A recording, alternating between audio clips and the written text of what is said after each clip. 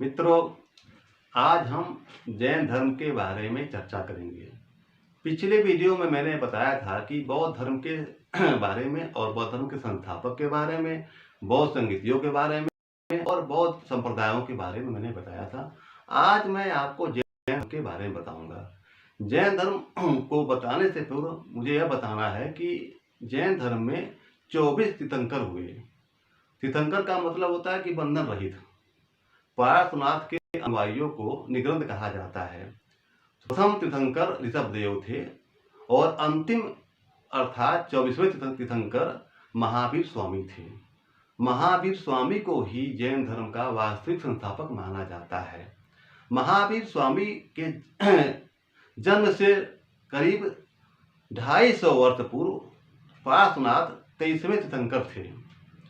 100 वर्ष की आयु में पार्श्वनाथ को संवेद पर्वत पर ज्ञान की प्राप्ति हुई थी। इन्होंने 4 सिद्धांत बताए थे: सत्य, अहिंसा, अपरिग्रह और अस्तेय। महावीर स्वामी ने इसमें 5वां जो व्रत जोड़ा, जो ब्रह्मचर्य था। तो मैं यह बताना चाह रहा हूँ कि जैन धर्म में जो 24 तीर्थंकर हुए, उनमें से जो 23 थे, उसमें से पार्श्वनाथ, नेमिनाथ, अष्टनेमी और अजितनाथ, संभवनाथ, ऐसे तमाम जो है नाथ हुए, जिनके बारे में बहुत कम ही लोग जान पाते हैं और जानते हैं। परीक्षाओं में भी प्रश्न नहीं पूछा जाता है। अब तो पीसीएस की परीक्षाओं में मैंने देखा है कि कुछ जो है जो प्रमुख संत थे, जिसका नाम मैंने अभी दिया है, उसमें से क्रम पूछता है कि कौन प्रथम थे, कौन चतुर्थ थे। तो क्रम पूछता है कि इसका क्रम से क्रमानुसार इसका उल्लेख करिए, इसका वो सजाइए तालिका में जो है। तो आपको कुछ तीर्थंकरों के बारे में, जो शुरू के 4 हैं और जो अंत के 4-5 हैं, जो बीच के 1-2 हैं, उनको आपको याद करना पड़ेगा और उनके प्रतीक को। जैसे ऋषभदेव को आदिनाथ भी कहा जाता है। इनका प्रतीक चिन्ह जो था वो ऋषभ था। पार्श्वनाथ का सर्पफल था। तो आपको ये याद करना पड़ेगा। अगर जैसे महावीर स्वामी का सिंह था, तो कभी कभी ये मिलाने के लिए परीक्षाओं में आता है, तो कुछ आप याद कर लीजिए। शांतिनाथ का कमल हिरण था, तो आपको याद करना पड़ेगा। तो सब मिला करके आप यह जानिए कि जैन धर्म के संस्थापक महावीर स्वामी थे। महावीर स्वामी का जन्म वैशाली के कुंडग्राम में लगभग 540 ईसा पूर्व में हुआ था। इनके पिता सिद्धार्थ, और आप जानते ही हैं कि सिद्धार्थ महात्मा गौतम बुद्ध के बचपन का नाम था। तो इनके पिता का नाम सिद्धार्थ था। वह ज्ञात्रिक कुल के क्षत्रिय थे। इनकी माता का नाम त्रिशला था और इनकी पत्नी का नाम यशोदा था, जिनसे इनको एक पुत्री हुई जिसका नाम प्रियदर्शना था, जिसका विवाह इन्होंने जामाली नामक एक क्षत्रिय युवक से किया था। यह तो हो गया इनका व्यक्तिगत परिचय, जो आप जानते हैं। 30 वर्ष की अवस्था में इन्होंने गृह त्याग किया और लगभग 12 वर्ष की कठोर साधना के उपरांत इन्हें ज्ञान की अर्थात कैवल्य की प्राप्ति हुई 1 साल के वृक्ष के नीचे। आपको पता ही थे कि महात्मा गौतम बुद्ध को पीपल के वृक्ष के नीचे ज्ञान की प्राप्ति हुई थी गया में, और इनको ज्ञान की प्राप्ति होती है 1 साल के वृक्ष के नीचे। तो यह आपको जाना। ऋजुपालिका नदी के तट पर जुम्बिक ग्राम के निकट ऋजुपालिका नदी के तट पर इन्हें 1 साल के वृक्ष के नीचे ज्ञान की प्राप्ति हुई। 42 साल की अवस्था में, लगभग 12 साल के कठोर साधना के बाद। यह है महावीर स्वामी का परिचय। ज्ञान प्राप्ति के बाद इनको अहर कहा गया। अहर मतलब होता है जिन कहा गया, मतलब विजेता। केवलिन कहा गया, मतलब कि सब जो है बंधनों से मुक्त जो है। तो कैवल्य की प्राप्ति होने के बाद इनको कैवलिन कहा गया। कैवल्य शब्द जो है वह जैन दर्शन का शब्द है। कभी कभी पूछता है कि कैवल्य किस धर्म से संबंधित है, तो आपको बताना होगा कि यह कैवल्य जो है वो जैन दर्शन से संबंधित है। जैन दर्शन में विद्वानों ने, जो जैन गुरुओं थे, उन्होंने कहा कि संसार 6 तत्वों से निर्मित है, जैसे धर्म, अधर्म, जीव, पुद्गल, आकाश और काल। इन 6 तत्वों से संसार जो उत्पन्न हुआ है, संसार की उत्पत्ति हुई है, ये आप जान लीजिए। जैन दर्शन में त्रिरत्न है। त्रिरत्न जो बौद्ध धर्म में भी थे, बुद्ध धर्म और संघ, लेकिन जैन दर्शन में जो त्रिरत्न है वह है सम्यक श्रद्धा पहला, सम्यक ज्ञान दूसरा, और सम्यक आचरण ये तीसरा। ये तीनों का जो है आप अनुपातिक रूप से जब प्रयोग करेंगे, उसको मानेंगे, विचार करेंगे, तो आपको त्रिरत्न की प्राप्ति होगी, अर्थात आपको कर्म फल से आपको मुक्ति मिलेगी। जो जीवों का आवागमन होता है संसार में, उससे मुक्ति पाने का मार्ग है त्रिरत्न। और अनंत चतुष्टय की व्याख्या की गई है। अनंत चतुष्टय मतलब पहला अनंत ज्ञान, अनंत वीर, अनंत सुख, अनंत दर्शन। तो ये 4 जो तत्व हैं वह अनंत चतुष्टय की श्रेणी में आते हैं। और जैन दर्शन में आप ये जानिए कि एक पद्धति है संलेखना। पूछता है, पीसीएस के परीक्षाओं में पूछा है कई बार, संलेखना क्या है। तो संलेखना क्या है? जैन दर्शन का शब्द है यार। पूछता संलेखना किस धर्म में आता है, तो आपको यह बताना है कि संलेखना जैन दर्शन में आता है, जैन धर्म में आता है। संलेखना का मतलब होता है कि उपवास द्वारा अपने शरीर का त्याग, उपवास विधि द्वारा आप उपवास करते करते अपने जब शरीर को त्यागते हैं, वह संलेखना होता है। संलेखना का प्रथम प्रयोग मौर्य शासक चंद्रगुप्त मौर्य ने किया था। श्रवणबेलगोला जो स्थान है, वहाँ पे एक पर्वत पे जा करके चंद्रगुप्त मौर्य ने अपने प्राण को त्यागा था संलेखना विधि से। तो संलेखना विधि का प्रथम प्रयोग करता चंद्रगुप्त मौर्य।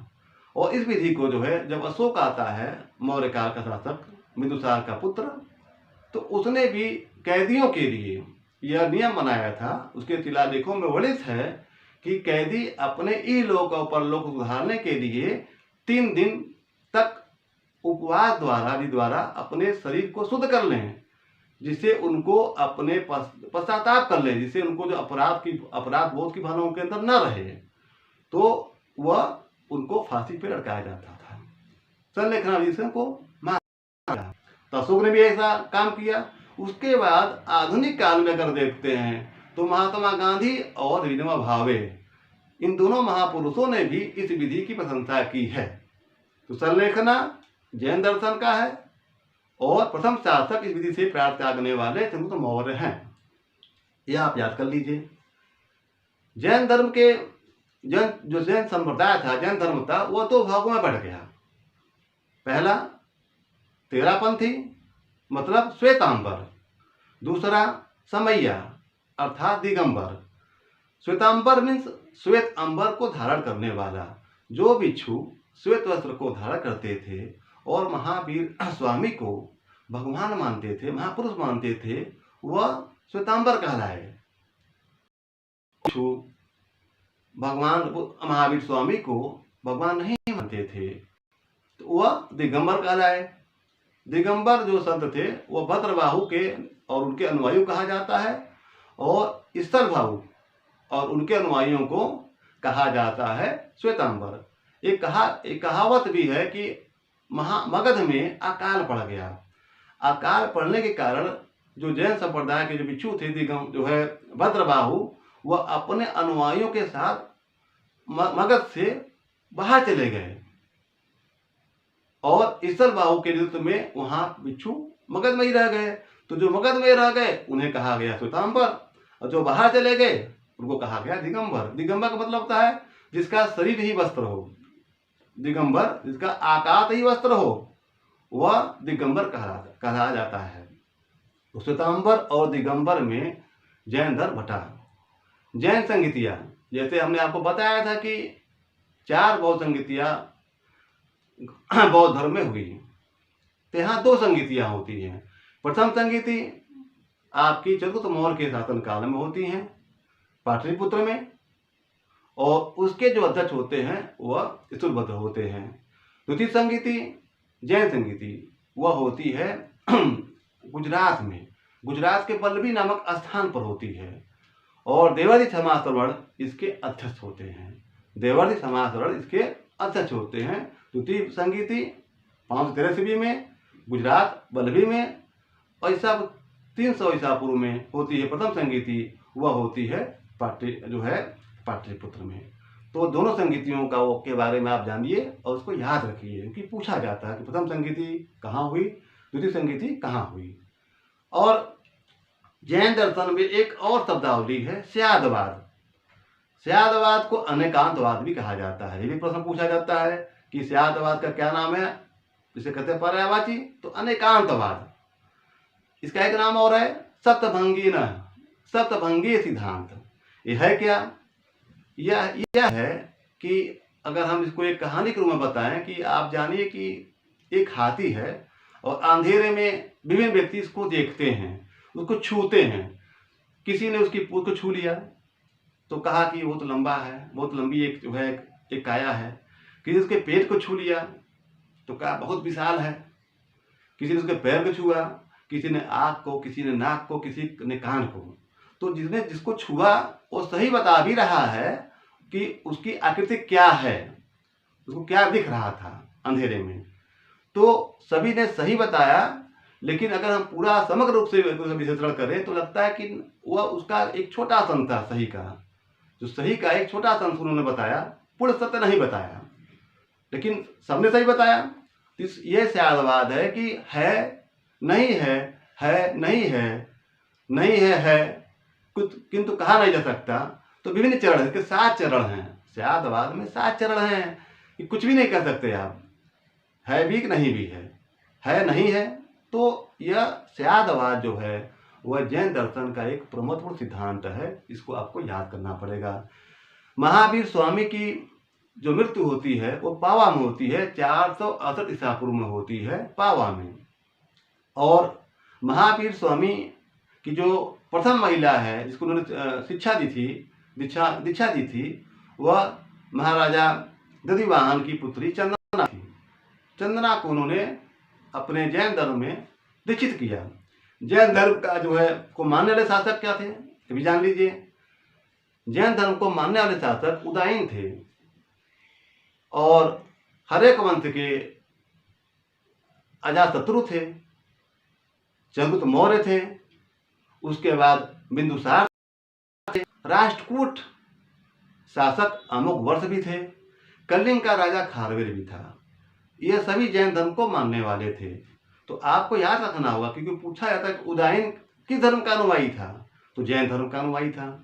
बिंदुसार किस धर्म का अनुयायी था, जैन धर्म का अनुयायी था। कलिंग राजा खारवेल किस धर्म का अनुयायी था, क्योंकि उसके हाथी गुंफा अभिलेख में इसका वर्णन भी मिलता है जैन दर्शन का। जैन दर्शन के जो प्रारंभिक साक्ष्य हैं हमको कहाँ से मिलते हैं, हमको कलिंग राजा खारवेल के हाथी गुंफा अभिलेख से मिलते हैं। तो आपको याद रखना पड़ेगा कि यह इस दर्शन के अनुयायी भी थे और इसके पोषक भी थे। जैन दर्शन को बढ़ाने में इनकी भूमिका भी रही है, तो आपको यह याद रखना पड़ेगा। और क्या पढ़ना पड़ेगा आपको, इनके जैन जो ज्ञान है मति है, श्रुति है। मति मतलब इंद्रिय जनित ज्ञान, श्रुति मतलब श्रवण ज्ञान, मति श्रुति अवधि मतलब दिव्य ज्ञान। मति श्रुति अवधि मना पर्याय। मना पर्याय दूसरों के मस्तिष्क को जानने वाला, यह होता है मना पर्याय। और कैवल्य जो 5वां है वह कैवल्य है, मतलब पूर्ण ज्ञान।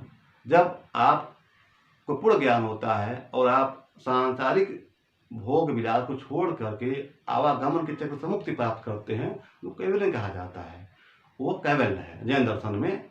और आपको भी जानना पड़ेगा कि इसमें 1-3 विधियां और हैं। जैसे पहली विधि क्या है, वह है आश्रव। जब कर्म का जीवन के प्रति जो भाव क्या हो, गतिमान रहे, वो आश्रव है। संवर, जब कर्म का जीव के प्रति भाव रुक जाए, वो संवर है। क्योंकि पूछा जाता है, पीसीएस की परीक्षाओं में पूछा गया प्रश्न है, इसलिए आप जानिए। शब्दावली पूछता है एक ठो, आश्रव पूछेगा आश्रव क्या है, आश्रव यह है, दे देगा विकल्प उसमें से, तो आपको एक विकल्प चुनना पड़ेगा। तो आप जानिए कि आश्रव क्या है। संवर क्या है, और निर्जरा मतलब कर्म का जो जीव के भाव है वो पूर्ण रूप से जो मतलब उसके जीव में जो कर्म होते हैं, जो विशिष्ट कर्म होते हैं या जो विद्यमान कर्म होते हैं उनका क्षय हो जाए, क्षरण हो जाए, जल जाए, वो निर्जरा है। तो संवर, आश्रव और निर्जरा, इसको आपको याद रखना पड़ेगा, तभी आप जैन धर्म के बारे में और जैन दर्शन के बारे में आपकी समझ अच्छी होगी। तो मित्रों, जैन दर्शन के बारे में मैंने आपको बताया। आपको याद रखना पड़ेगा जैन दर्शन के संस्थापक और संस्थापक उनकी शिक्षाएं क्या हैं, उनकी संगतियाँ कहाँ हुई, उनके कितने जो है सिद्धांत हैं, संलेखना क्या है, इसे परीक्षाओं में प्रश्न पूछे जाते हैं। आपको जो है इसको याद रखना पड़ेगा। जय हिंद, जय भारत।